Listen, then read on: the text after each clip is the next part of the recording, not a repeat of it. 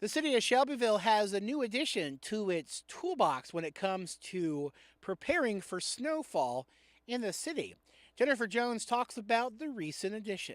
We built it one winter, didn't have it complete by the end of winter time, so we didn't get to use it. But this is the second year that we've been able to use it. It was built in house by our mechanic and some other employees.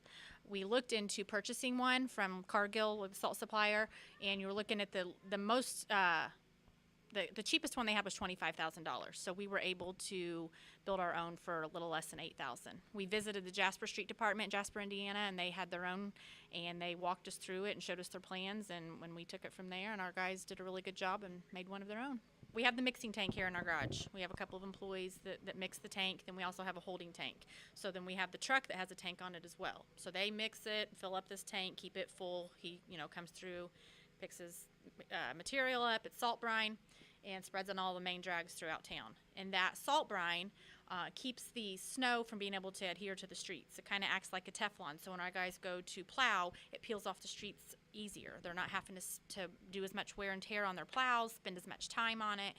On a smaller snow, where maybe we just get a little bit, the brine we've actually had instances where the brine took care of the slick areas without us having to go out and put additional equipment or material on the streets.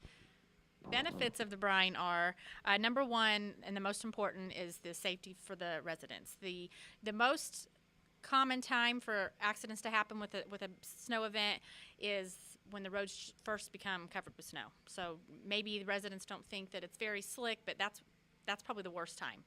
And police department told us that's when they get the most calls of wrecks and incidents. So we have less lost roadway time. That brine starts to work immediately. As soon as the snow hits the road, the brine starts to melt it. That gives us time. We're always evaluating the roads. When we realize that brine maybe isn't, we've got too much snow, the brine isn't going to cut it anymore, we call our crews in, and then we go out. So there's a lot less time where those roads are covered with snow, and it's safer for our residents. Also, it's cheaper. If we put down the salt brine and it helps melt the snow, that's less salt and sand mixture that we're putting on top of the streets, because what we're using in our sanders is a lot more salt than what we're using to make the brine. So environmentally, it's safer, and it's saving us money.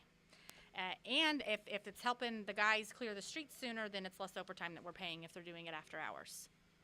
And they brine during regular hours, so they're doing it. That's an extra thing that they're doing without having to spend any overtime. It's just basically us being proactive instead of reactive and waiting till the event gets here.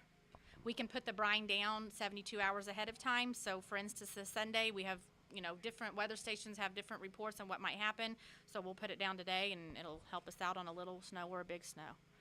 With the recent addition of the Brine System for the city of Shelbyville, roads might be a little safer when it comes to snowfalls to come. Tyson Radcliffe, Giant 96, Real News.